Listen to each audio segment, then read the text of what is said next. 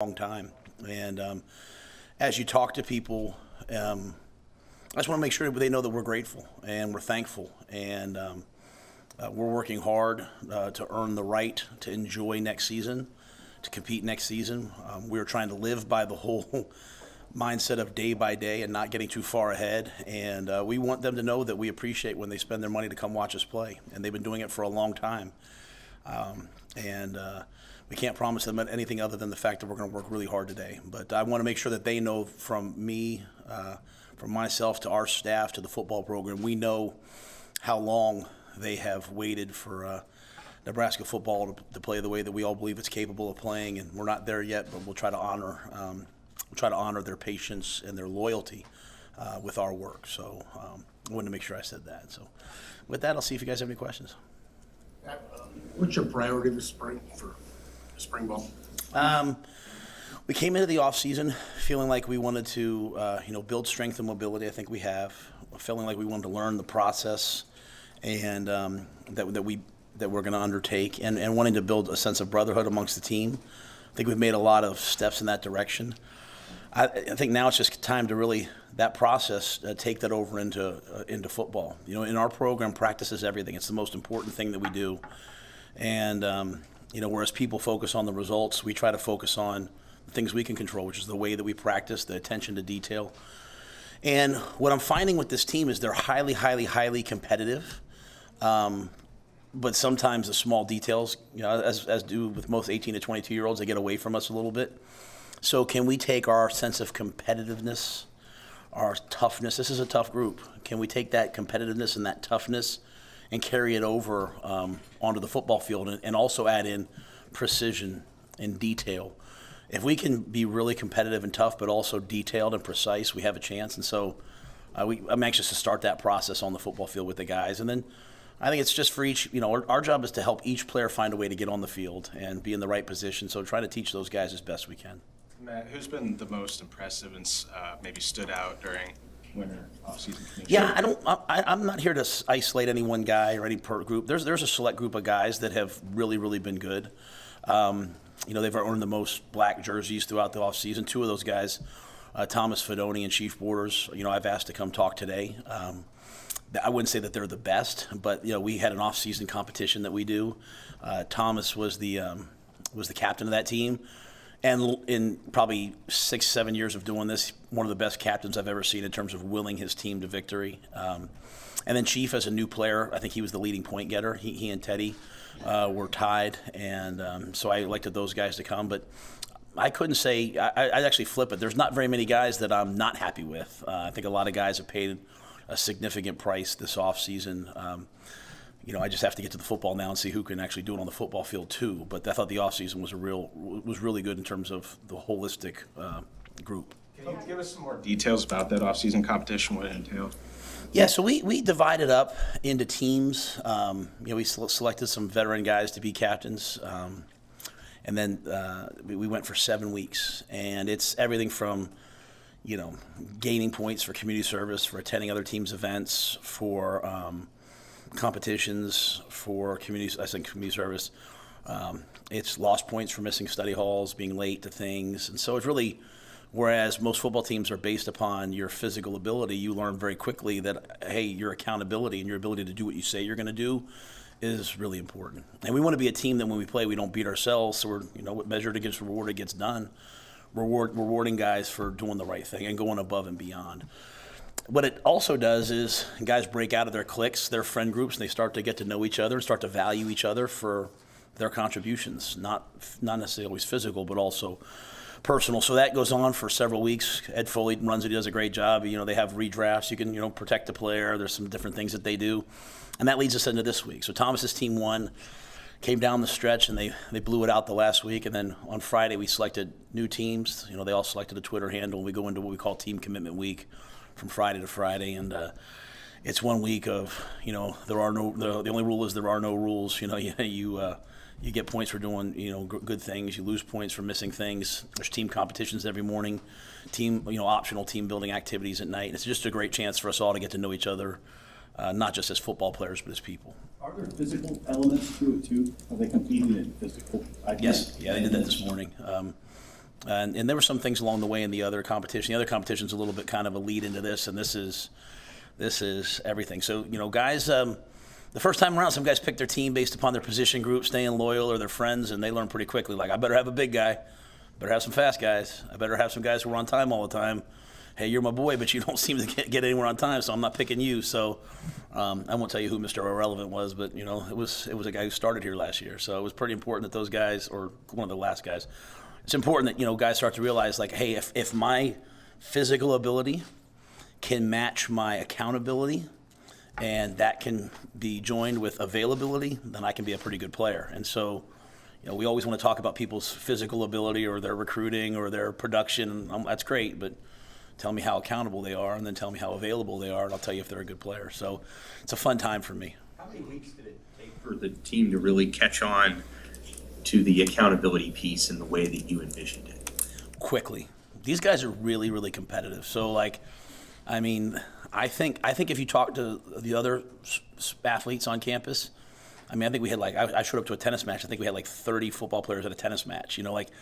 So that's sort of hey, we can do things to earn points. Sometimes some guys can be too cool for school. These guys weren't. They wanted to do this. And, I did a similar thing, and Christian McCaffrey was fight, scratch, and clawing to win. So it's, good players like to win. I've just learned that over the years. And so these guys, but I think it's guys like Thomas, they Fidone. It's guys like, Chief and all those guys. They really drove this thing. And, we had to replace a captain or two because they weren't quite doing everything right. This was good for our team to realize that, when who you say you are is the same as who you actually are, what you actually do, you're living a pretty good life. And when you're not, it gets exposed. So it's been fun, but it was pretty quick, to be quite honest. What type of leader is Fidone?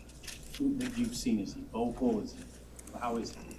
Yeah, I'm really careful, about the vocal thing. What we don't need is a bunch of spokespeople, right? I watched the highlight tape from last year.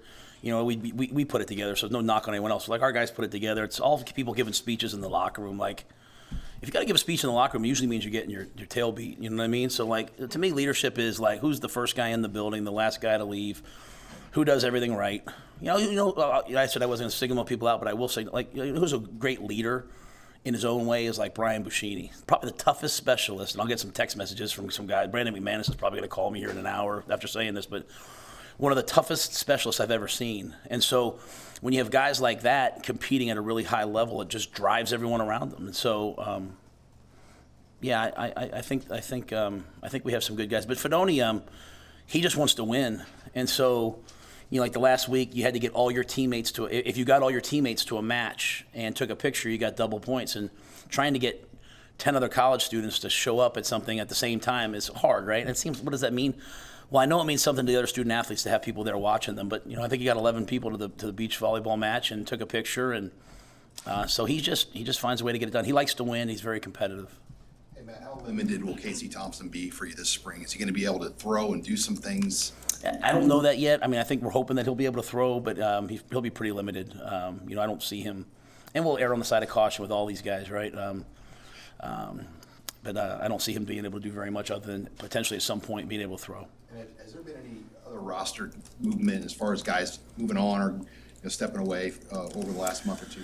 Yeah, we put them all up right away. I'm being pretty transparent. We could have done the old, hide the depth chart till the very end. But some guys have made some decisions, and they've been awesome, right? They've been no one's left in a bad way. They've all, some guys just wanted to concentrate on school or do some other things. So nothing other than anything that we've put out. Nothing else. Back to Fidone, what were your early impressions of him, especially as he's working back from an injury? Well, just the first time I saw him move, I was like, wow. He's kind of like long, lanky, athletic. I saw him running, around some cones and make a cut. You could see the athleticism, explosiveness. Doesn't look like a guy who's ever been injured. Just looks healthy and all those things. I've tried to get to know him. Jamari Butler and I went out to dinner one night downtown. Had a chance to sit there and visit with him. You can see he's got a love for the game and wants to be a great player. And then, like I said, he's competitive. If you get those things, you have a chance. But he looks healthy to me. He won't like it, but I always feel like it takes time after an ACL, and ACLs will happen. I always feel like my job is to try to prevent repeat ACLs, which he's had. So we'll probably be a little bit smart with him in spring ball. Since is coming up here. What did you like about him when you brought him in, and how have, I guess, the transfers in general blended with the guys who are returning? And maybe it's not a big deal since it's year one for everybody as much. I think that's a true statement. I think it's year one for everybody, right? So no one really has any idea. The staff has no idea. Like during team commitment week, I won't even send the schedule out to the staff. They got to wake up sometimes the staff's way worse than the players in terms of wanting to know, they get anxious more than anybody else. But I think our transfers have all come in. They've all been, I think, happy to be here, appreciative to be here. It's a great place. Everyone welcomes them in. It can be difficult sometimes to adjusting to a new protocol, new process, but that's what everyone's doing. And but I think Chief is someone that what I love about him is he is who he is. I don't want our guys just to be football players, and so Chief is somebody who he's sitting in the back, so I have to be careful how nice I talk about him, right? But I think he's a TikTok star. He's elite in the community. He gives back to people. Here's one thing I know, wherever Chief ends up on a given day, that place will be better for him being there. And that to me is a real mark of a man. And so, I think sometimes guys come off to college and they have interests outside of football and they just get pushed into this, hey, just be a football player. And I don't want that, man. I'm not just a football coach. So I think he brings a lot of elements to the team that I think are really important. But he shows up every day and works hard, and he's doing well in school, I believe. All right. So no, he's been great to have here. How big a deal is it to you during the conditioning part? You have those jerseys that sort of separate guys, and having those categories that drive you. Yeah, that's really for the mat drill. What we want is we want them to have elite feedback every day. It takes about 2 hours for the staff, and we watch every single rep of the mat drill, and we grade guys. They're getting feedback, right? To me, when people say power corrupts, I've always felt like powerless corrupts. When you're powerless to change your situation, when you feel like, hey, no matter what I do, I'm just going to always be this. So there's going to be transparency and there's going to be honesty. It's going to be very, very direct. I've learned over the years, you can be direct without, attacking somebody. So this is one way. It's you have a great day, you're in a black jersey. You don't have a great day, you're in a red jersey. It's been fun for me, this being my fourth head coaching job, seeing guys on social media from here talking to guys from Baylor, talking to guys from Temple, and them all talking to guys from Western Carolina about the mat drills, about pushing prowlers and all that. So that part's been fun because there's this common experience of, hey, this is hard to go through, but they get feedback every day. And again, if you make things with these guys, if I say, hey, let's go run 10 40-yard dashes, they'll do it. They might not like it, but if I say, hey, let's see who the fastest is, they'll run 50 of them to keep trying to prove who's the. So if we make it competition, and that's what the jerseys do, then they'll compete at it and they'll fight for it. You mentioned wanting to build mobility, and not just strength, but mobility. What was your assessment of the team's movement skills or movement quotient in last year's? I don't know about last year when I got here. I think we felt like after watching them early on, and again, it's you're getting guys after they went home and ate with 3 home cooked meals with mom every day, and it's a new way of doing things. But I know we felt like there was a lot of opportunities for improvement, and it could be a real area to separate us in terms of really getting full ranges of motions on some things and movement on some things. That being said, this is a pretty fast team.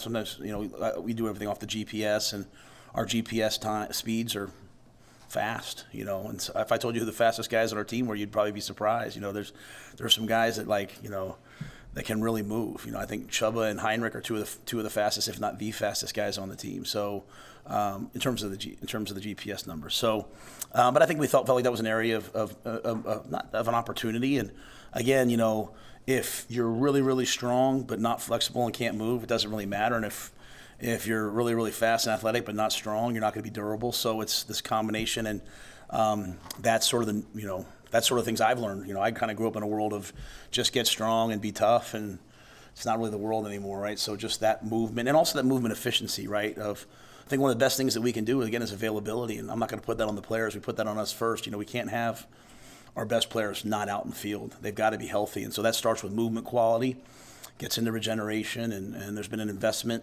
from the athletic department here, with the new building, to make sure that we have the very best of the best in terms of recovery, regeneration, keeping guys healthy. Casey's had a history of just playing through stuff. He's tough. Have you had to rein him back a little bit and just say, I want you to be as healthy as you possibly can instead of trying to throw through Any sort of, injuries? I think he's been very diligent about doing what he's allowed to do. We haven't had that. He might be doing things on his own that I don't know about, but obviously with the rules in college football, we can't throw with them. So he's been diligent. All the guys have been good, and Drew Hamblin stepped in as the interim ATC and done a great job. I mean, he and his staff have done a fantastic job with these young men and helped them. But I'm sure everyone wants to be healthy, but it's really important they come back, and they're. Again, re-injury is the biggest, to me, is the biggest, no, and we don't want to have re-injury, so we have to make sure things are thoroughly healed. How physical do you think your spring is going to be when you kind of break it down from what you know? Physical. Yeah, it'll be physical. Yeah. Like how much live to the ground do you plan? I mean, we'll have a couple, scrimmage days. The NCAA has rules. I mean, we won't be. Again, we're not going to be wanton. We're not going to be dumb. It's just.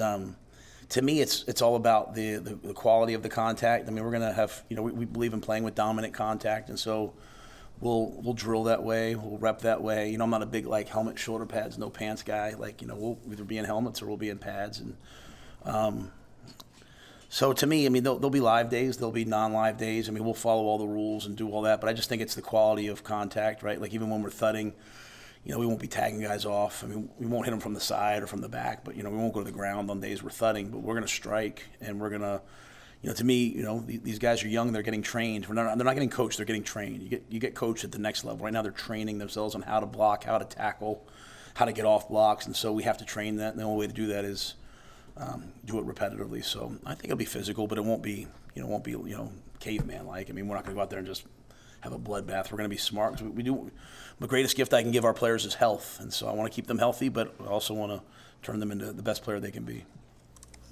When recruiting quarterbacks in the 2024 class, I know you can't give any specific names, but have a high-profile recruitment, clear-cut number one target, whatever designation you want to give it. When you have a target like that, and quarterbacks are traditionally want to be committed earlier in the class, and looks like the top guy might take this thing deep in the recruiting cycle. What's just your overall approach when recruiting that quarterback position, especially for this upcoming class? It's probably too granular for me to not get in trouble by answering that much. I would say, in general, I always want every student athlete that I recruit to come because they want to come for the right reasons at the right time. And I don't get caught up in I need this guy to get this guy. That's not me. This is my vision for you. This is my vision for you. This is my vision for you. This is my vision for you. This is our process, and lay it out. I miss the best success I've had is the old way of recruiting, where I saw a kid in the senior year and had a chance to watch him. So it gets earlier and earlier and earlier. It's not really my way of doing things, but I'm modern me. I got to keep up with the times. So I just don't. I don't want anyone coming because they feel like they have to come, and at the same time, I also don't want to sacrifice other things. So I don't worry too much about it. To me, this is each young person's journey, and I want them to do it for the right reasons and come here for the right reasons. So that level of strategy to me it's really more about the thing. I'm going to be careful how I say this.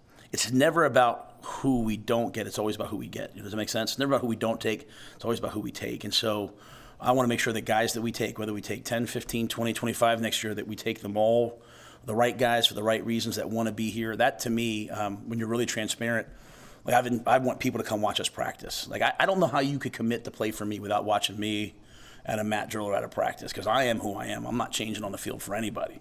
And Terrence Knighton's not changing for anybody. And so I want people to see it, because some people will love it, right? Some people will be like, wow, they're going to maximize me. Some people they want a different vibe. And so I want them to see it, know it. And so I think, hopefully we have a really good recruiting class. Hopefully it goes through this year, goes through the spring. But I think people would be smart to come watch us practice and figure out if this is the right place for them. Matt, have you enjoyed watching that defensive staff kind of brainstorm with Tony White and as they put their ideas together? Yeah, it's Tony's got a quiet confidence to him that I like, but a real humility in terms of hey, previously, I mean, we were pretty good on defense in places we've been too. So hey, how did you guys do this? And I think it shows a real strength of Tony that he would take a job as the coordinator and have the other three coaches all be not tied to him, but tied to me previously. But he's confident in who he is and in who his system is, and brought in some great analysts. Coach McGarry's been doing this a long time. He brought in 2 guys, Josh Bringwell and Jack Potenza. I did not know them. I mean, the greatest compliment I can give both of them is if Tony left or I would hire them again. They're fantastic. And so, but it's been fun. I think it's going to be unique. And again, the most important thing to me is that they're watching the players and how they do things, right? Are we a 4-3? Are we a 3-4? Are we a man team? Are we a zone team? His system has the flexibility to get to all that, but I need to see we have a lot of defensive backs. I got to see what guys can do this spring and then really figure out, hey, this is the system that'll give our guys the best chance. Is there a lot of learning that must transpire? I mean, Tony White is he effectively teaching his defense to these coaches? Yeah, I would say it that way. I think he has his system and his verbiage. They have to learn that. Then also learn all all the coaching points. Hey, when we were in our 3-down stuff and the guard pull, we ran through the backside A gap. No, not on this one. Now okay. So just that level of detail is difficult, right? Even Sat was with me, and he's calling plays for me at Temple. He was with me at Baylor. Was with me in Carolina. Now he's sitting here. All right, he calls it this, but he changed it in Carolina. So we're all having to get the verbiage where we're using precise language precisely. So I think there's a learning curve for all of us. We're all coaching in the morning, recruiting, and before we can teach, we need to learn. I try to be the most flexible one. I'm not getting involved in Tony's defense right now. I'm listening, learning, and then when the time comes, I'll have my 2 cents. But to me, that's the best thing is just let us all get on the same page, and once we're all on the same page, then we can make the tweaks we need to really take advantage of the guys we have. Coach, how would you describe yourself during a practice? Kind of just an observer going from station to station, or will you get in there, put your hand on the ground, and be very hands-on? Is this when the cameras are out there, or when it's you guys aren't out there? No, I'm just. I'll tell you. No, I feel like, and I stole this from someone years ago, but I feel like leaders insert themselves at the points of most friction. I think the program gave that to me. That made sense to me. So I'm by trade an O-line, D-line guy, linebacker guy. That's where my heart is. So if I see something I don't like, I'll, or if they're struggling in an area, there's been years I've taken the D tackles for, indies on Wednesdays or Tuesdays or whatever. But I like to get around. I like to listen to the coaches teach and coach. I'm probably obsessed with the teaching. I think coaches should teach with the Socratic method in their meeting room. So I like to listen. I like to walk in. I don't like to get infringe. I don't like to take over people's meetings, but I like to listen, and I think the best thing you can show people as a coach is that you're coachable, right? That you can take critique. And so I would like to think when you see me at practice, I'm different a little bit at different times. There'll be times where I'm quiet. There'll be times where I'm setting the tone. I try to bring in what the team needs at that moment. And kind of like a parent, my dad used to always say to me, hey, as a father, you should always look at your kids and see what shape of love they need at that moment. If the team isn't today they weren't listening great early on, and I snapped, and then they're going really hard, and I'm cheering. So to me, I'm just going to kind of be who I am. Practice is the most important thing in our program, not recruiting, not weightlifting, not the off season, not travel, nothing. Practice is the most important thing in our program, and so I'm going to. I take that very seriously, and I defend practice at a high level. So. I don't even know what I'm saying at this point, rather than I can't wait for spring ball. I can't wait for spring practice. This is my favorite time of the year. People ask me all the time how we're going to be next year and all this stuff. We're just going to try to earn the right to enjoy next season, right? We're going to try to earn the right to go into a game week feeling like, hey, we have a chance to win. And that only happens, at 6 a.m. in the morning or in our spring practices. So I think I used to be a pretty good football coach. Now I'm a head coach. It's a lot different. But every once in a while, I do try to get my hands dirty. Matt, this time of year, games are so far down the line, you haven't even had practice yet. Is this a time that you can really determine who really loves football? And can you tell who doesn't? I think you can always tell if someone really doesn't. But sometimes we got to be careful with young people. We put a lot of labels on kids at 17, 18, 19, man. People tell me, oh, this guy doesn't love football. He loves. Sometimes they're just not confident. Sometimes they got something going on at home. I'm just really careful about the labels I put on kids, because I've seen it so often be the wrong way. Before I make, I say that, I like to really dive in. But sometimes some kids, they just don't love football, but they're good at it, right? Use it to get what you can get out of it. some kids really, really, really love football. The point I make to our team all the time is you start looking at lates and stuff like that. Kids who are late. Very rarely as a non-scholarship player at the University of Nebraska late to anything. They're paying to come to school to be on time to everything. And I think it's been pretty humbling for some of our other guys, and our team has really come a long way in that. But yeah, I think you can see a lot about who guys are this time of year, because you have to love something about it to show up every single day and do the hard things we're asking them to do. All right, good to see you. All right. Thank you.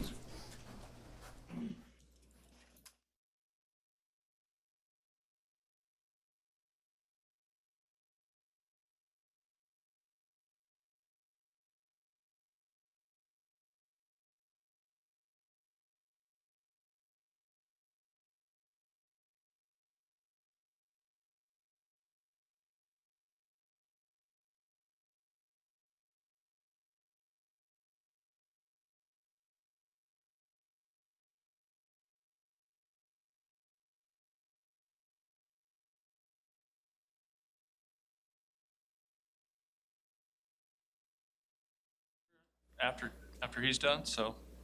Chief Porters, questions? How y'all doing? Great. Welcome to Nebraska. What's your experience been like here for the first couple of months, and why did you choose to come here? Yes, my experience has been phenomenal so far. Everything's going pretty well. Just, vibing with my team, grinding and really competing with them is just setting me up and setting us up for success in the future. You came from Florida. Yes, sir. What's been the biggest adjustment for you, besides the weather, to living in Nebraska?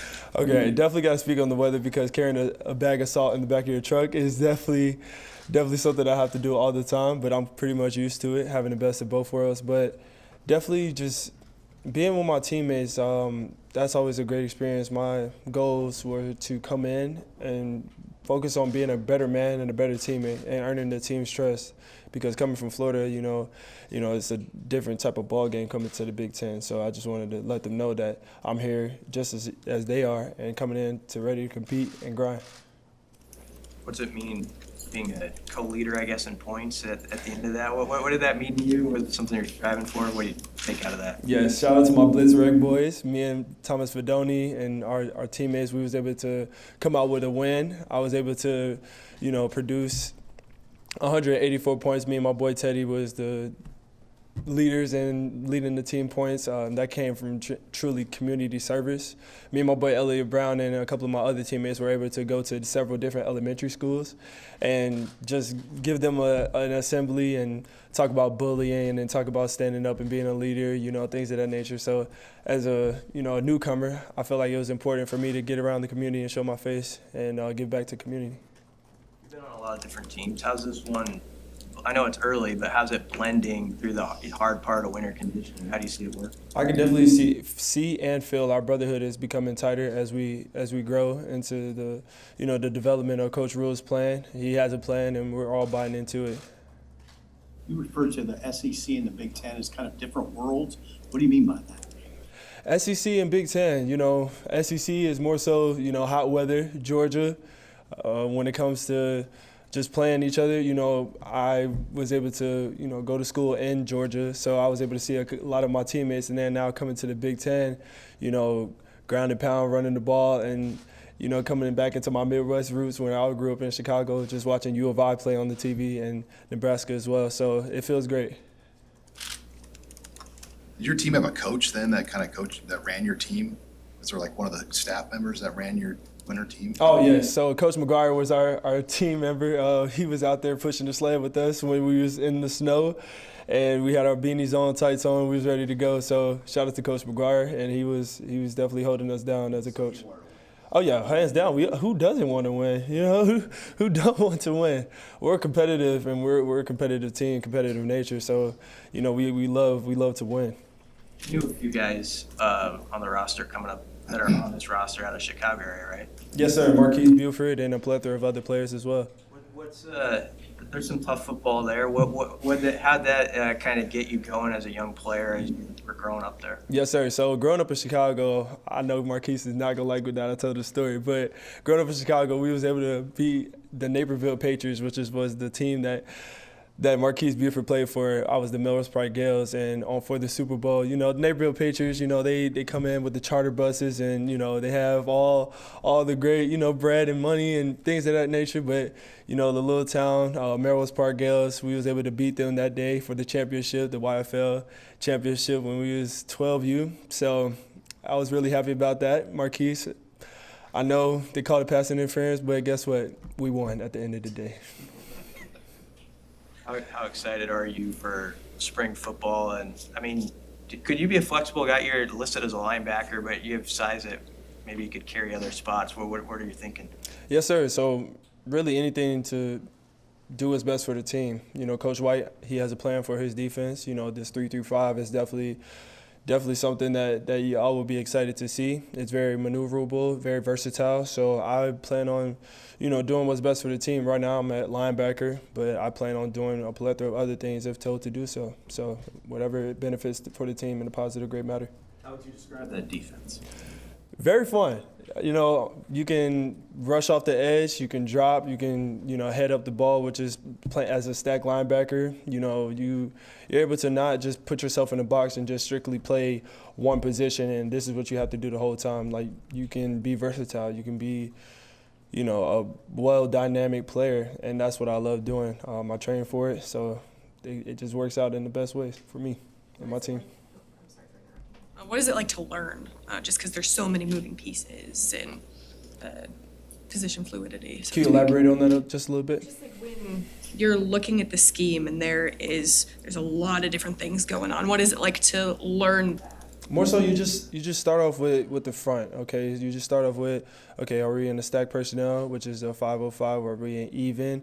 You know, it all depends on, you know, what type of front we're in.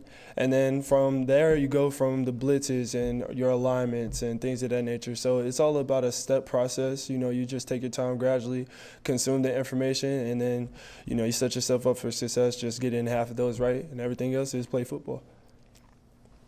Coach said that you're more than just a football player. He talked a little bit about maybe being a TikTok star, being a lead in the community. Can you elaborate on that? Yes, ma'am. So just growing up, you know, I always had, you know, just a bright smile, bright character, you know, just having fun. And I just love to expound upon that on, you know, several situations. You know, playing football, I am a football player. I'm definitely a student athlete, and I love to just have fun. And, you know, I don't like putting myself in a box. I'm more so just love doing new experiences and things of that nature. So I definitely refer to TikTok as well. I feel that's a great way to grow my brand. That's a great way to, you know, just get people to see me and my team and what we have to offer, you know, not just as a football player, but as a person, because life after football, you know, it goes a long way. What's been your most viral TikTok you've ever done? Okay, so the most viral TikTok was the one that most recently with me and Jessica Gardner, the pole vaulter. I don't know if y'all see that, but I definitely had my trial and error of trying to pole vault. It was definitely pretty fun. That also has 3.4 million views on TikTok, and it's still growing. And also ESPN also reached out and was, you know, trying to get copyrights and own so they can display it on all their, you know, networks and channels. So I guess we're heading in the right direction. Chief, the Big Ten is known for its offensive linemen, a lot of it. Why are you confident that you can maybe slide down there and kind of hold your own down there? Yes, sir. So offensive linemen, I love competition. When it comes to just pass rushing and getting to the quarterback, you know, that would be one of my attributes, one of my jobs this season. So I'm ready for that. Definitely playing in the SEC has prepared me for that. Also watching over, you know, my people that came from Florida, they prepared me to learn how to rush the quarterback. I feel that we have a pretty good offensive lineman that's going to prepare me and our team for the next things and next challenges coming up for the future. I know you're your own player, but maybe have you watched film study on some other guys that you think that you are similar to? Yes, sir. So watching film, that's something I do on a daily habits. I've more so been focusing on us as a team and just truly understanding like what we have coming up for the next season, even next spring. So, you know, I haven't looked at my opponents yet, but I also definitely studying film on, you know, this from the past Syracuse film, just learning the defense as well. But I'm always staying on my toes, and I will be watching my opponents soon. More for Chief? Football question about one of your former teammates is Anthony Richardson. He's the best quarterback. Yes, my brother Anthony Richardson. He shut down the combine, and he put on a show for them. As we knew, me and my brother, we talked about it for a long time. And when you manifest something and you put something in the air and you work towards it, you definitely going to achieve it. So that's what he did. How does it help you as a better to face that guy in practice? Definitely, you gotta make sure you blitz on the outside outfield shoulder. So, because Ant loves to scramble, he also loves he can definitely throw the ball. So you have to be aware of both attributes and several other attributes, because he can make you miss if you're one-on-one head up. So going against one of my former teammates, my players, my brother, he definitely prepared me for a lot of several situations that I'll be prepared for. So yeah, I love him. Anything else for Chief? Chief, you do the videos with the other sports, stars. Yes, sir. Has doing that kind of taught you a little bit more about yourself, or more yourself as an athlete beyond football? Yes, so that has also allowed me to, get more involved with the people that surround me in Nebraska, other athletes at Nebraska. That has also allowed me to, let myself know like what I can do, what I can put out into this world, and what people like, and then just, piggyback off of that and, keep pursuing and, growing my brand and growing my brand for platforms and things of that nature in the future. Good. All right, thank you, Chief. Appreciate y'all, man. Thank you. Thank you. Thomas Fidone, come up now. You're good.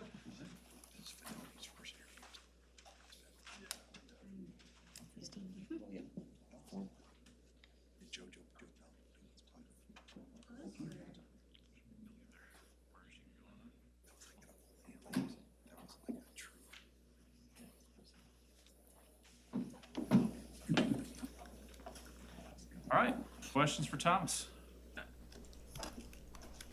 Hey, Thomas, how'd you stay motivated through these injuries? What kept you going? Just knowing what I can do when I'm healthy, knowing how I have an impact and how successful I believe I can be. I don't know, I feel like I have a pretty strong mindset, pretty strong-willed. I don't think that I could be broken. I can go through these injuries 3 more times. I'm not going to fold. I wouldn't take anything back the way it's been done, because I think I'm stronger and better for it. Was there any person or anyone that you could really lean on during that period? Anybody that really helped you? Definitely my dad. I mean, my dad's always been my rock. Me and him have always been really close. He's more of a friend than my dad. Me and him have always been extremely close, and I could really go to him for anything. You seem like you have a mindset, and this is a compliment, to go 150 miles an hour. Is it tough during that process to hold yourself back at points when they're saying 2, or how you balance that, I guess, on your rehab? Oh, absolutely. Yeah, sometimes, I love doing the things that other people hated, because I knew the benefits that would come to it, I guess. I don't know how to say it, but I'm extremely hard on myself, probably my worst critic. And that's really sometimes I have to hold myself back, is because that's what'll hurt me, is when I'm too hard on myself and I'll let one mistake or one thing turn into 2. So I think that's one thing I've definitely grown at and gotten much better at, is just being able to kind of calm myself down and just say, kind of what's next play. What are your expectations for yourself now going forward? My expectations haven't changed at all. I think I can be, the Mackey Award winner. I think I can be the best tight end in all of college football. I think I can be a first-round pick, second-round pick. It's just I've had a few setbacks, and the saying is one setback is just set up for a major comeback. And that's kind of how I look at it. I don't think it's changed the destination. It's just changed, a little bit of the timing. What is this offseason like for you? The off season? Yeah. It's been great. I love it. Competing, everyone's working. Everyone's, working as a team. We have a great camaraderie as a team. I feel like the whole team's grown mentally, physically. Obviously, I feel like what I believe is that winter conditioning isn't really get you in shape. I feel like it's more of a mental thing because everyone's going to go on spring break in a week, and you could lose everything you've gained in 1 week, really, if you're not really keep working at it. So I feel like it's more of a mental thing. Obviously, it's physical too, but I think it's definitely more of a mental thing than physical. It's been great, though. What have you thought of the new coaching staff and the way they approached the winter conditioning? This competition that they came up with, what did you think of that, and why did you like it? I thought it was awesome for a few reasons. One is, you got to earn the respect of the coaches, and everyone can talk and everyone can say how great they are and why they're a leader, but really the true leaders will emerge from these competitions and from the work that they're having us do, because it was not easy. I tell you that right now. There were some times when I was second guessing myself, it was tough. Sometimes I wouldn't see nothing but white. So it was pretty crazy, but it was extremely fun. I loved it. Loved competing, and I thought it was a great way for the coaches to kind of see, who's who, and who's really like the line in the room. Thomas, when you first heard about Marcus Satterfield, South Carolina tape, what was it like watching that specifically, and how maybe do you think you can transition yourself to what Marcus wants to do? Yeah, so right when he got hired, the first thing I had to do, I turned on the tape. They have a tight end, Jaheim Bell. They have Austin Stogner, Atkins. And really, I can see myself in all three of those positions. Austin Stogner is more, obviously he's a receiving tight end, but he's definitely more of a, blocking tight end, where they have Jaheim Bell, he's a receiving tight end. He can line up as a running back. They'll do fun plays with him, reverses, screens. So I can see myself doing those things, but I can also see myself in the trenches, getting blocks, getting dirty, which I love to do. So I'm excited for that too. Will you be full go this spring? Oh yeah, I was full. I could have played last year. There was times where they wanted me to play, and I was getting kind of yelled at on the sideline for not being able to play last year because I couldn't. I wasn't medically released, which is probably the best decision in the long run. But if they had told me to suit up and play, I'd have been out there. Who's yelling at you? Well, I don't want to say, but I can probably. I don't know what they're doing now, but there's times where there were some coaches that were like, why isn't he suited up? Why isn't he playing? Because I wouldn't go with the ones or anything. I'd be with the twos, or not twos, the threes, fours against like the scout team ones, playing against, getting them ready really, and I was just getting myself. It was really just trying to benefit me and them at the same time because I wasn't going to play, so I just went and did things with the threes and fours and fives against the ones, and I'd be making pretty good plays, doing things that no one else was doing on the threes, fours, fives, and I'd be getting in trouble because I'm not playing. So. Like frustrating because you want to be out there, right? Oh yeah. What? Yeah. It was hard. Yeah, definitely hard. Trainers wouldn't clear you. I mean, was it the coaches or the trainers or what? The head surgeon wouldn't clear me. How did that make you feel though when you've got coaches screaming at you that you should be playing, and then you've got medical people saying that you shouldn't be, like, kind of being that man in the middle? I mean, it made me feel good because I knew I was doing good on the field. Like coaches saw that I could help and benefit the team, but at the time, it wouldn't really have been worth it just because of how we were performing at the time. Not really performing, I guess, just how the team was doing as a whole at the time. We weren't really winning games at the time, so it really wouldn't have. If I would have gotten hurt or something like that again, there would have been no point to do it because it's not like we were competing for like a Big Ten championship or anything. What do you make of that tight end room, Thomas, with Coach Wager and a new transfer that was a big time recruit like you? What do you think of that group? Yeah, great group. Still a filling out process, still getting to know the coach, obviously. He's more I see him and I'm with him more than really anybody else, especially in meetings and stuff like that. So yeah, still filling out process. Different style of coaching than all of us are used to. So I'm getting used to that. But yeah, and then Eric, he's a great player, great kid. We're all just learning the offense, so. You're following some pretty good tight ends in the past couple of years in Austin Allen, Travis Vogelek. Any words of wisdom they've given you over the years or anything that they've shown you that you really try to emulate now? More just like we all became pretty close, and I wouldn't say like I just know because of their success, I can be successful too, because they're great players, and I can see it too myself, I guess. I wouldn't say any words of wisdom or anything like that, I guess. Just more like, I don't know how to say, but like confirmation. Like they seen me doing things in the right direction before I got hurt, and then after I got hurt, I guess they would like kind of like words of confirmation, like, you're going to be fine, dude. We've seen what you can do, type of stuff like that. But we're all totally different. I mean, you saw Travis, he balled out in the NFL Combine. I can't wait to see what he can do at the next level. Hey, Thomas, give us an idea of what how that point breakdown works in this offseason. How much was physical and how much was going to athletic events and community service and all that? Was it 50-50 or a little more? And how does that help translate to success on the football field? Yeah, it was definitely probably more like outside of football. We had like one competition really every Friday, and the winners obviously got the most points. I don't really know, 'cause every time it was a little different. They tallied it up. But the first week we lost. We were losing. We were the worst team by far. And after that, I was extremely upset. They called my name. They said Fidone last place. And I was like, okay, that's not happening again. Got in the group chat. I was like, everyone needs to blah blah blah, do this, do that. And then the next few weeks we were winning. So the community service part's huge. And then like study hall, kids got points for study hall, which was huge too. Some kids, Keegan Minnie, for example, he elected to do extra hours of study hall just to get points for our team. So like that's how committed some of the kids were on the team. Chief, obviously, he'd drive to Omaha and he'd go do community service from schools and stuff here and there. So like everyone's had a different role. Mine was really just, I would look at the schedule for the whole week, and then I'd tell everyone where to go, what time to be there.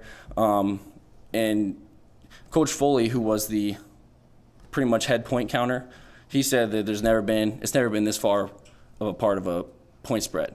It's always been pretty close, and he'd give away some gimmies at the end, for teams to kind of catch up. And he said that our team just kind of killed it, so it was pretty awesome, and it wouldn't have been possible without these guys. So Why did Coach Rhule say that this approach was so important to him? Like, why is it important for you guys to go to other sporting events and be out in the community? I think just to show, I don't know the exact answer to that, but I would say just to, kind of show how committed we are, not only to ourselves, but to the whole community. We got new guys, that don't really know the Husker tradition, how dedicated and committed these Husker fans are, and I think it's important for them to see, kind of what they're getting themselves into. Because, one day the biggest fan will be your biggest hater. You make one play and they hate you, and the next day they love you. So it's really just, I think it's huge just for people to get out there and be with the community, and also see the fans and meet with everybody and see how much people look up to you and have those conversations with those kids that, one day they might never forget. So I think that might be a big reason, but I don't know the exact answer. Nuts and bolts question. How many people on your team? Well, we've had a few quit, but probably 100 and... Oh, no, I mean on your team. Your okay. I was going to say, I don't there's 12. 12, including me and I think the coach. Might be 11. Sorry about that. No, it's okay. It's all good, man. Can you sense how just amped up guys are with a fresh start for everybody? With a new staff and this feeling like whatever happened in the past is in the past. Oh yeah, it's always great until it isn't, and I say that because your coach might have loved you and played you because he loved you, not because you were amazing. You know what I mean? Some kids is that, and some kids it isn't. Now they get a chance to prove themselves, and you've kind of seen it. And I don't want to name names, but you've seen kids that haven't had the brightest light shine on them, but they work their butts off, and coaches are noticing it. And they're giving them, I guess, what they deserve, what they haven't had before. So it's great. I love it. What was late November, December like for you as you're watching? Okay, who's going to be the coach, and sort of thinking about? Yeah, that was crazy. There were so many speculations out there. I didn't know who we were going to get. It was crazy though, because it's just you don't really know what to expect, to be honest. So. I don't really.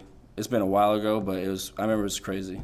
Did you ever consider leaving, or did you say, you know what, I'm a Nebraska guy, no matter who the coach is? You always have those thoughts. I mean, I'm not gonna lie. yeah, I've definitely considered it before, because I lost my coach, Coach Becton, who in my opinion is the best in the country. The dude was insane. He was so detailed. From the, if you had a step just an inch off or 6 inches off, he'd see it and he'd fix it. And yeah, but I feel like that's with anybody. And then once you get to see this new staff and see how they work and what they're doing, it changes you. So, Thomas, route running, route releases. Do you work with any receivers to help you do that, or like how is route running and like releases and being kind of like a pass catching tight end? How important is that to you? Oh yeah, I don't really work with anybody, honestly. No, I just watch a lot of YouTube. You can find a lot of good stuff on YouTube, a lot of great coaching tips, and the rule takes 5,000 hours to master one thing. I haven't mastered nothing, but I feel like I've gotten pretty good at a lot of things. Just working on them, just one thing at a time. But no, I feel like I'm extremely comfortable with being a route running, catching receiver. I'm the heaviest I've been, and I'm almost the fastest I've ever been right now. So I feel extremely comfortable. I'm excited. With the weight you're listed at 235, do you care saying? I'm not 235. Do you care? What is it? Oh, I'm 255 right now. I was 265 over winter break. I was 265 at home. Home cooked meals got me up there. But no, now I'm like 250. But before mat drills, I was solid 255, 257. So I feel really good. Anything else for Thomas? Hey, Thomas, how cool was it to see the success that Max had this year Oh, yeah. at TCU, and then all the notoriety that Council Bluffs and Lewis Central got? It was awesome. I love that kid. Me and him has had some fun times together. From throwing every day, every Wednesday together on the field. We got pretty close. We used to hang out on the weekends, do some fun things. He deserves every bit of success that comes his way. That kid has had a story as well, and I feel like we have similar mindsets as to there's not going to be anything that deters us from what we believe is our destination. So yeah, it was pretty awesome to see him be successful and continue to be successful, and I think he will be. I know he will be at the next level. Thomas, for all you've been through your time in Nebraska, what does being a captain on a winter conditioning team in a leadership position mean to you? It means a lot, to be honest with you, because I didn't know I was going to be a captain. I mean, they came in here and they had captains picked out. How they did it, I don't know, but I believe there's some reason to pick these guys as captains. And me being a captain, I thought that I had to show them they picked a great captain and show them why I'm going to be the best captain on the team of captains that they picked. And I believe I did that in my team winning. Now, obviously, it wasn't just because of me that we won, but I believe I had a big part in that. And, yeah, I think that I definitely proved to them, what they picked and why they picked me is good. And I owned up to it, I guess, or I worked up to it. All good. Thanks. All right, thank you. Thank you.